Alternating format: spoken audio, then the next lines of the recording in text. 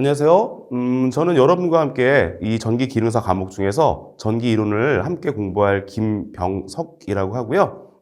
오늘 이론이 조금 여러분 어려운 과목이실 수가 있어요. 어려우더라도 우리 문제가 어려운 문제도 있고 쉬운 문제도 있으니까 가능하면은 쉬운 문제만 여러분께서 점수를 얻으셔도 우리 합격하시는 데는 전혀 문제가 되지 않습니다. 우리 앞으로 문제를 풀면서 어려운 문제도 있고 쉬운 문제도 있을 텐데 가능하면 쉬운 문제 위주로 풀어주시고 어려운 문제도 물론 있겠지만 우리 제 능력 한에서 최대한 쉽게 설명을 드리도록 노력을 할 테니까요. 한번 같이 전기 이론 공부를 시작해 보시도록 하겠습니다.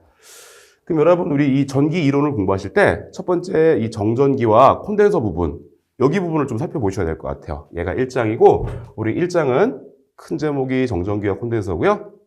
그 다음에 세부적으로 이렇게 전기의 본질, 정전기의 성질 및 특수현상, 콘덴서, 전기장과 전이 이렇게 구분이 되어 있으니까 하나씩 제가 설명을 드리면서 같이 공부해 보시도록 하겠습니다.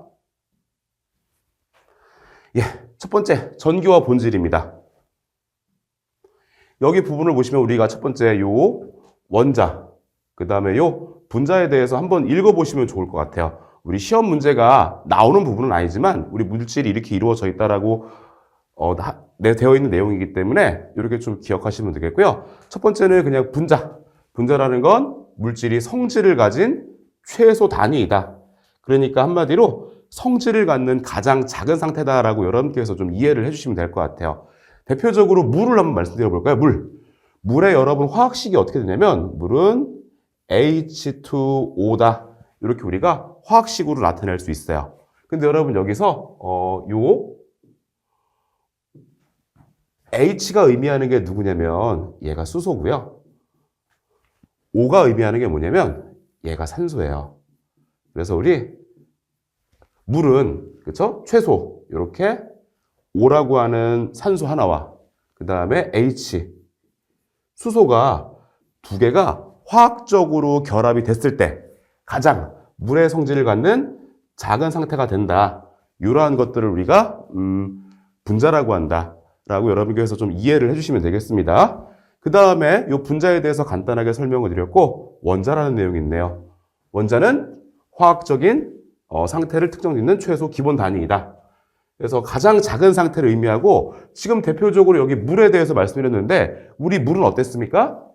수소가 2개, 그 다음에 산소 하나가 화학적으로 결합이 되어 있을 때 제가 물의 성질을 갖는 가장 최소 단위 분자 상태라고 말씀을 드렸고 요 물을 이루고 있는 H, 그 다음에 O, 요 각각들을 가지고 우리가 가장 작은 상태인 원자라고 한다. 여러분께서 이렇게 좀 기억을 해주시면 될 것 같아요. 그래서 우리 원자에 대해서 여기 부분도 한번 읽어보시면 좋을 것 같아요. 원자는 이렇게 플러스 전기죠, 그렇죠? 양전하, 플러스 전기를 가지고 있는 양성자와 그 다음에 전기적으로 중성인 중성자가 강한 힘으로 결합되어 있다라고 되어 있죠? 그래서 말씀을 드려보면 원자핵이네요. 원자핵. 그렇죠? 원자의 중심부에 있는 녀석이고 원자핵이라는 건 이렇게 플러스 전기를 띠고 있는 양성자와 그렇죠? 그 다음에 전기적으로 중성이라는 건 전기를 띠고 있지 않다라는 거예요. 전기는 플러스 전기하고 마이너스 전기가 있는데 이렇게 양전하를 띈다라는 건 플러스 전기를 갖고 있는 그렇죠? 양성자와 그 다음에 전기적으로 중성이라는 건 전기를 가지고 있지 않단 말이죠. 그렇죠? 전기를 갖고 있지 않는 이렇게 중성자가 강한 핵의 힘으로 결합이 되어 있어요. 그렇죠? 이렇게 붙어 있다 이 말이죠. 그 다음에 우리가 보실 내용은 전자네요. 전자. 그렇죠? 전자는 요 방금 전에 말씀드린 원자핵을 중심으로 음전하, 마이너스 전기를 가지고 있다는 의미가 되겠고요. 얘를 갖고 궤도를 그리면서 일정한 궤도로 그리면서 돌고 있죠. 그렇죠? 우리 얘가 태양이라고 생각하시고 얘가 우리 뭐 지구 요 정도로 생각하시면 될 것 같아요. 얘가 자전을 하면서 이렇게 공전하고 있다. 공전을 한다. 그렇죠? 그래서 여기서 기억하실 거는 원자핵에서 그렇죠? 플러스 전기를 가지고 있는 놈을 우리가 양성자 또는 양전하고 할 거고 전자는 마이너스 전기를 가지고 있다. 얘가 원자핵이고 얘가 전자다라는 거 여러분께서 이렇게 이해를 해주시면 되겠습니다. 그 다음에 양성자, 그렇죠? 플러스 전기를 가지고 있는 양성자와 전자, 마이너스 전기를 띠고 있는 전자의 한 개의 전기량은 절대량이라는 건 여러분 크기를 의미하죠? 1.602, 19 조금 오타가 있는데 1.60219 곱하기 10의 마이너스 10 구승 쿨롱의 값을 가지고 있다라는 거, 그렇죠? 여러분 이렇게 전자의 전기량은 1.60219 곱하기 10의 마이너스 10 구승의 전기를 가지고 있다라는 거 여러분께서 좀 이해하시면 되겠고요. 그 다음에 양성자는 전자의 질량의 약 1840배라는 것도 기억하시면 될 것 같아요. 그래서 여러분 제가 이 양성자는 플러스 전기를 가지고 있고 전자는 마이너스 전기를 가지고 있다라고 말씀드렸는데 이 크기가 1.602 곱하기 10의 마이너스 10 구승의 전기량의 단위는 우리가 이렇게 쿨롱이라고 합니다. 이 쿨롱의 전기를 가지고 있다라는 거 여러분께서 이해해 주시면 되겠고요. 우리 자유전자 부분도 한번 읽어보시면 좋을 것 같아요. 아까 전에 여러분 제가 이 원자 핵과 전자는 이렇게 이루어져 있다 했었고 이 전자가 원자핵을 주위로 이렇게 회전한다라고 말씀드렸는데 이때 결합력이 약해지게 되면 외부의 자극에 의해서 이렇게 얘가 이탈을 하게 되는데 이런 전자를 자유전자라고 한다라고 여러분께서 좀 이해해 주시면 되겠고요. 그 다음에 대전이라는 건 이제 물체가 전기를 띠는 현상이다 라고 좀 이해해 주시면 될 것 같아요. 그래서 의미는 어떤 의미가 되는 거냐면 원칙적으로는 여러분 정상 상태에서는 이렇게 양성자가 하나일 때 전자가 이렇게 하나가 돼야 되는데 외부에서 어떤 자극을 줬을 때 이 전자가 떨어져 나가는 전자가 존재한다 이렇게 말씀을 드렸었죠. 이렇게 떨어져 나가는 전자가 존재한다 했었어요. 얘를 가지고 어떤 전자라 했냐면 방금 전에 자유전자가 된다 이렇게 말씀을 드렸었죠. 그러면 우리 아까 전의 상태에는 가운데 플러스가 하나 있고 마이너스가 하나 있어서 플러스가 하나 마이너스가 하나니까 이쪽에 원자는 전기적으로 중성인 상태인데 이렇게 외부에서 자극을 가해서 전자가 떨어져 나가게 되면 지금 여러분 얘는 어떻습니까? 양성자는 하나인데 전자가 없기 때문에 이 물체는 플러스 전기를 띠게 되겠죠. 또 어떤 물체는 어떻습니까? 양성자가 하나인데 전자가 외부에서 유입이 돼서 자유전자가 유입이 돼서 이렇게 자유전자를 두 개 가지고 있을 수도 있겠죠. 그럼 얘 같은 경우는 플러스가 하나, 전자가 두 개니까 전자의 개수, 마이너스의 개수가 많기 때문에 마이너스 전기를 띠게 될 거예요. 그래서 이렇게 자유전자가 이동을 하게 되면 물체는 플러스 전기를 띠기도 하고 마이너스 전기를 띠기도 하는데 이렇게 전기를 띠는 현상을 대전현상이다라고 한다라고 여러분께서 기억을 해주시면 되겠습니다.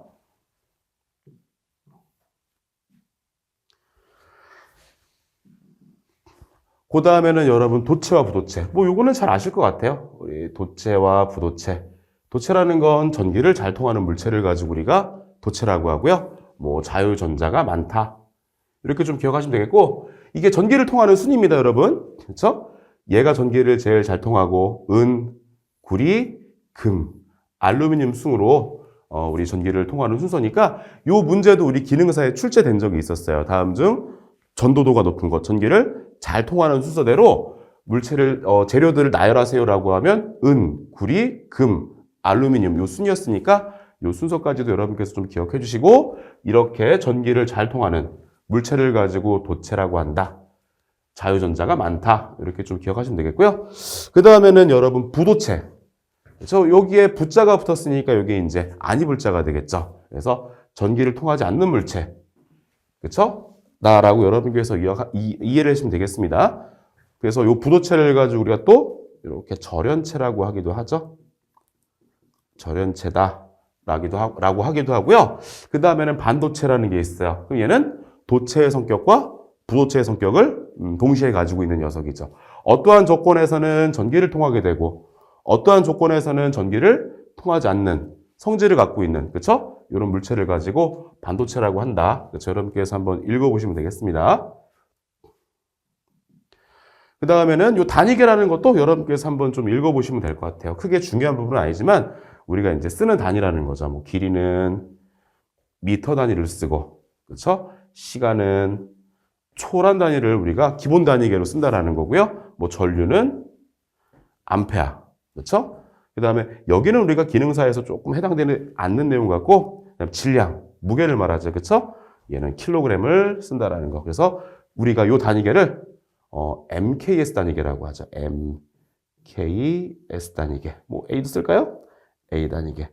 길이는 미터, 질량은 킬로그램, 시간은 세크, 전류는 암페라는 단위를 우리가 표준 단위계로 채택해서 사용한다라는 거 여러분께서 이렇게 좀 이해를 해주시면 되겠습니다.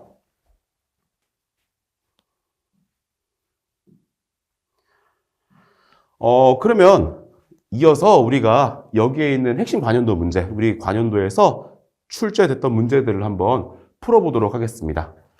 첫 번째, 전자의 질량은 몇 킬로그램입니까? 라는 문제예요. 여러분, 전자에 대해서 조금 생각을 하셔야 되겠죠? 전자라는 건 여러분 지금 우리 원자를 구성하는 요소 중에 전자라는 것은 마이너스 전기를 띠고 있는 녀석이다. 이런 내용을 좀 잘 기억하셔야 되겠고, 그 다음에 이 전자의 전기량은 크기는 얼마나 했었죠? 1.602 곱하기 10의 마이너스 10 9승 쿨롱이라는 거. 요것도 좀 기억을 해주셔야 되고, 그 다음에 질량이라는 건 무게잖아요. 그쵸? 여러분의 질량 M은 9.109 곱하기 10의 마이너스 31승 킬로그램이다. 라는 거를 조금 잘 정리를 해주시고 보셔야 될 것 같아요. 요 문제에서 꼭 답만 외우지 마시고, 전자라는 건 마이너스 전기를 가지고 있으며, 얘가 갖고 있는 전기량은 1.602 곱하기 10의 마이너스 19승. 여러분, 얘 C는 쿨롱이라고 읽어주시면 되는 거고, 쿨롱이라는 건 여러분 얘는 전기량의 단위입니다. 이 전기량을 우리가 전하라고도 하는데, 이 전기량, 전하의 단위다. 라고 여러분께서 좀 기억해 주시면 될 것 같아요. 그 다음에 질량까지도 이렇게 좀 기억을 해주셔야지 우리가 요런 문제도 나올 수 있고 요런 문제도 나올 수 있고 때에 따라서는 요런 문제도 나올 수가 있기 때문에 여기에 대한 내용을 같이 정리를 해주시면서 문제를 푸시기를 바라겠습니다. 그래서 뭐 전자 한 개의 질량, 무게를 물어봤으니까 여러분 여기에 이렇게 답은 2번이 되겠네요. 그래서 9.109 곱하기 10의 마이너스 31승 킬로그램. 정답은 2번이다. 그렇죠? 여러분께서 이렇게 답을 보시면 되겠고요. 그 다음에 2번 같은 경우에는 원자 핵의 구속력을 벗어나 물질 내에서 자유로이 이동할 수 있는 것은 주어졌네요. 그렇죠? 그러니까 여러분 얘만 봐도 우리 답을 찾을 수 있겠죠. 자유로이 이동할 수 있는 것이 무엇이냐? 이렇게 자유전자가 되겠죠. 답은 이렇게 4번이 되겠죠. 그래서 제가 여러분 보시면은 우리 원자의 구조에 대해서 좀 말씀을 드렸었어요. 그래서 첫 번째 원자 핵이라는 녀석이 있고, 이 원자 핵은 플러스 전기를 가지고 있는 양성자. 그 다음에 전기를 띠지 않는 녀석, 중성자로 이루어져 있고, 그 다음에 이렇게 주위에 전자가 일정한 궤도를 그리면서 원운동을, 회전운동을 한다 이렇게 말씀을 드렸었잖아요. 그렇죠? 근데 외부에서 얘가 원운동을 이렇게 하고 있는데 외부에서 자극을 가할 때, 어떤 에너지를 가할 때 얘가 이렇게 떨어져 나가는 전자들이 있다라고 말씀을 드렸죠? 이런 전자를 의미하고 있죠. 그렇죠? 얘가 자유전자였었죠. 그래서 이 녀석을 물어보고 있는 문제네요. 그래서 얘가 된다. 그 다음에 얘가 많을수록 전기를 잘 통한다. 도체 성질을 갖는다. 여러분께서 이렇게 좀 이해를 해주시면 되겠습니다. 그래서 원자핵의 구속력에서 벗어나 자유로이 이동할 수 있는 것은 자유전자가 되겠고, 그다음에 중성자는 원자핵을 이루고 있는 요소 중에서 전기를 띠고 있지 않는 녀석. 그다음에 양성자라는 건 원자핵을 이루고 있는 녀석에서 플러스 전기를 띠는 녀석이고요. 그렇죠? 자유전자가 답이 되겠고, 이 분자라는 건 여러분 제가 이렇게 말씀드렸죠? 성질을 갖는 가장 작은 상태. 예를 들어 물 같은 경우에는 H2O. 그렇죠? 이렇게 수소 2개와 산소 하나가 화학적으로 결합돼서 성질을 갖는 가장 작은 상태가 분자. 그 다음에 요 각각이 원자였었죠. 그래서 답은 이렇게 4번이 된다라고 여러분께서 이해를 해주시면 되겠습니다. 그 다음에 3번 같은 경우는 다음 중 가장 무거운 것은 어떤 것입니까? 라는 문제네요.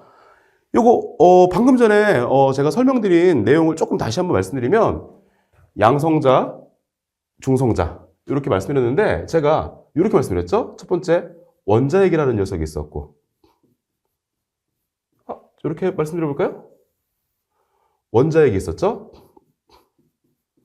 원자핵은 누구와? 양성자와 중성자로 이루어져 있었고요. 그 다음에 누가 있냐면 우리 전자가 있었죠? 전자. 그래서 제가 편의상 번호를 한번 매겨볼게요. 편의상 양성자를 1번, 중성자를 2번, 전자를 3번이다 라고 번호를 매겨볼게요. 그러면 3번 같은 문제 지금 가장 무거운 걸 찾으라 했으니까 한번 해보겠습니다. 1번 같은 경우는 어떻습니까? 지금 양성자의 질량과 양성자와 중성자의 질량의 합이니까 편의상 제가 양성자를 1번, 중성자를 2번이라 했으니까 얘는 1번 같은 경우는 1번 더하기 2번이 되겠죠. 중량의 합은요. 그쵸?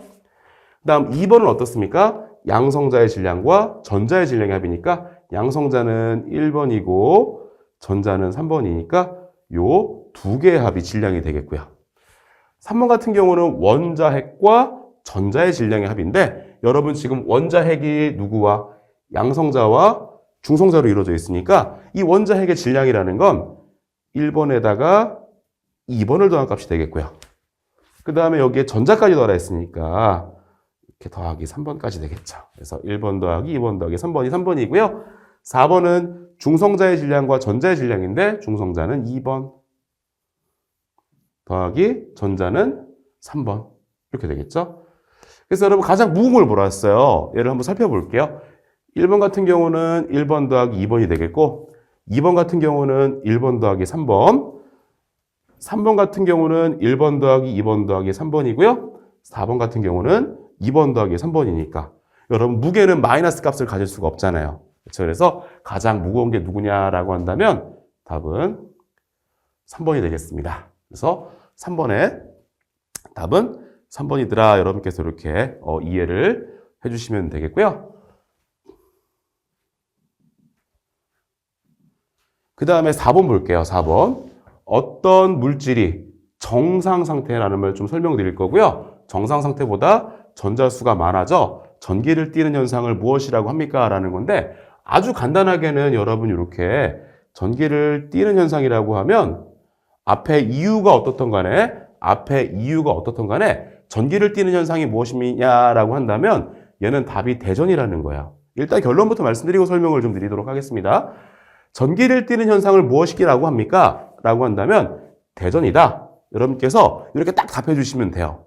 이건 이제 답을 찾는 방법이고 그러면은 좀 설명을 드리다 보면은 첫 번째 정상 상태라고 했습니다. 정상 상태. 그러면 정상 상태라는 건 우리가 어떤 상태를 가지고 정상 상태라고 하냐면요. 기본적으로 이렇게 플러스의 개수와 마이너스의 개수가 같은 상태.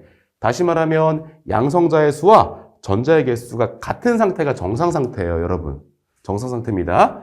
근데 정상 상태보다 전자가 많아졌다라는 건 어떻습니까? 여러분 여기에 마이너스가 이렇게 더 많이 있다라는 거잖아요.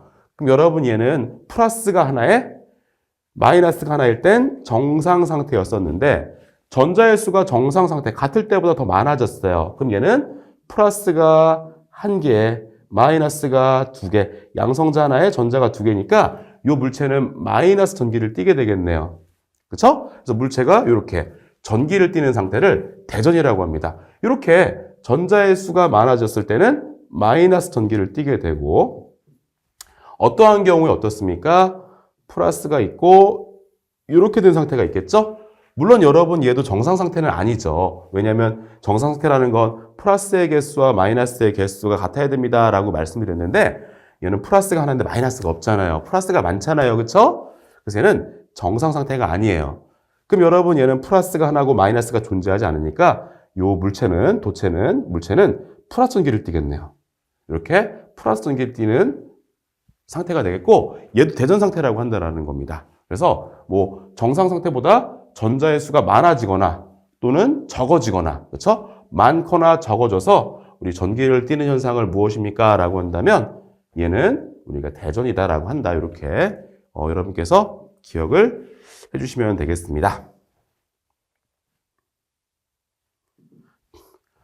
그 다음에 전기 전도도가 좋은 순서대로 나열한 것은 누구십니까? 누구입니까? 라는 문제죠. 요거는 여러분께서 조금 암기를 해주시는 게 좋을 것 같아요. 물론 요놈들에 대해서 제가 도전율이라는 값을 말씀드리면 조금 더 좋겠지만 우리 그것까지 외울 정도로 시험 문제에 많이 출제되는 부분이 아니기 때문에 수치적으로 보다는 재료의 순서들을 조금 기억해 주시는 게 좋을 것 같아요.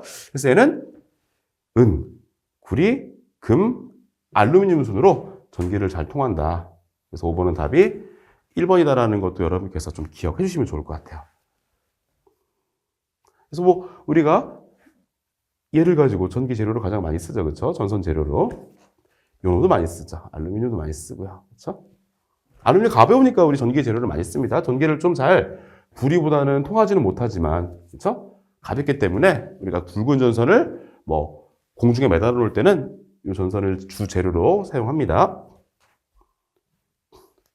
그 다음에는 6번 문제 해볼게요. 반도체의 특성이 아닌 것은 무엇입니까? 라는 문제가 되겠고요. 얘 같은 경우는 여러분 4번이에요. 4번. 이렇게 답만 좀 기억하시면 될 것 같고 조금 설명을 드리면 반도체에다가 우리가 불순물을 섞이면은 저항값이 증가한다고 했는데 우리가 반도체에다가 불순물을 섞기는 합니다. 그렇죠? 근데 이게 섞는 이유가 뭐냐면 이 저항값을 증가시키기 위해서가 아니에요. 저항값을 증가시키는 이유가 아니라 그 불순물에 따라서 때로는 P형 반도체라는 녀석이 있고 N형 반도체라는 녀석이 있는데 어떤 불순물을 섞냐에 따라서 얘가 P형 반도체가 되기도 하고 N형 반도체가 되기도 할 거예요. 그래서 이 반도체를 P형 반도체와 N형 반도체로 만들기 위해서 불순물을 섞는 것이지 저항값을 변화시키기 위해서 우리가 뭐 불순물을 섞진 않는다라는 거죠. 그래서 이게 뭐 잘못된 저항값이 변하기는 하겠죠. 변하긴 하겠지만 불순물을 섞게 되면 변하긴 하겠지만 이게 목적이 아니라는 겁니다. 그렇죠? 이 P형 반도체와 N형 반도체를 만들기 위해서 우리가 불순물을 섞는 거기 때문에 얘와는 뭐 무관하다. 정답은 그래서 답이 4번이 된다라고 여러분께서 이렇게 이해를 해주시면 되겠습니다. 그 다음에 7번. 다음 중 반도체로 어떤 접합이라고 되어 있냐면 PN 접합이라고 되어 있네요. PN 접합은 무슨 작용을 하는 것인가 라고 한다면 얘는 3번 정류작용을 합니다. 정류작용. 정류라는 건 뭐냐면 뭐 예를 들어서 이렇게 한번 해볼까요? 이렇게 한번 말씀을 드려볼게요. 얘가 여러분 다이오드라고 하는 녀석이에요. 다이오드. 뭐 들어보신 분도 계시고 안 들어보신 분도 계실 텐데 이렇게 하면 아실 것 같아요. 우리 이거 많이 들어봤을 것 같아요. L, E, D. 그쵸? 이 D가 다이오드입니다. 그쵸? 발광 다이오드라고 합니다. 다이오드예요. 다이오드. 그럼 얘는 뭐냐? 우리 심볼이 이렇게 됩니다. 이렇게 생겼어요. 이렇게 생겼어요. 이렇게 생겼어요. 그럼 얘가 어떻게 되는 거냐면 요 화살표 방향으로 전류가 흐르게 되면 전류가 흘러요. 통전이 됩니다. 근데 요 반대 방향으로는 어떻게 돼요? 못 흐른다라는 거야. 그래서 얘는 어떻죠? 이렇게는 전기가 통하니까 도체 성질을 가지고 있어요. 이렇게 심볼이 되고요. 그런데 이렇게 전기가 흐를 때는 전기가 통하지 않아서 부도체 성질을 가지고 있어요. 그래서 얘는 우리가 반도체라고 한다라는 거고 이렇게 우리가 정류작용이라고 할 텐데 여러분 우리가 물을 걸러내는 기계를 뭐라 하냐면 정수기라고 하죠. 그렇죠? 필터 정수기라고 하죠. 마찬가지로 얘도 정류작용이라는 건 어떤 종류의 전기는 통과를 시키고 어떤 종류의 전기는 통과를 시키지 않는다. 필터링을 한다. 이런 의미라고 여러분께서 이해해 주시면 될 것 같아요. 그래서 반도체 PN 접합이라는 것은 한쪽 방향, 우리가 순방향이라고 할 거예요. 순방향. 순방향 쪽은 순방향으로 전류가 흐르게 되면 전류를 흐르게 할 거고, 그 다음에 역방향의 경우에는 전류를 못 흐르게 할 거예요. 그래서 이런 우리가 작용을 가지고 뭐라 할 거냐면 이쪽의 전기는 통과시키고 이쪽의 전기는 통과시키지 않는다. 그렇죠? 우리 정수기를 좀 생각하시면 되겠죠? 그래서 얘를 가지고 우리가 정류작용이라고 한다. 한쪽 방향의 전류는 흘려주고 순방향의 전류는 흘려주고 역방향의 전류는 흘려주지 않을 때 쟤를 가지고 우리가 정류작용이라고 한다. 여러분께서 이렇게 이해를 해주시면 되겠습니다.